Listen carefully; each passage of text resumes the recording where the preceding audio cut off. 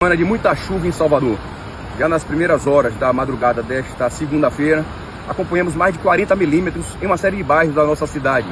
Boca da Mata, região de Cajazeiras.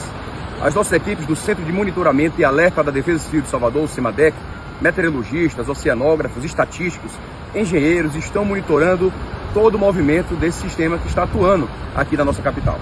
Uma frente fria que vem da região sul e sudeste do Brasil, trazendo registros expressivos de chuva durante toda essa semana, sobretudo a partir dessa terça-feira até a próxima quinta.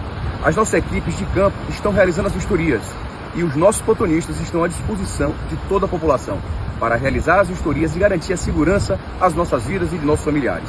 Em caso de risco, não vacile, se afaste imediatamente e disque 199 para que um engenheiro, um geólogo ou um arquiteto da Codesal possa ir a campo fazer a vistoria e garantir a sua segurança.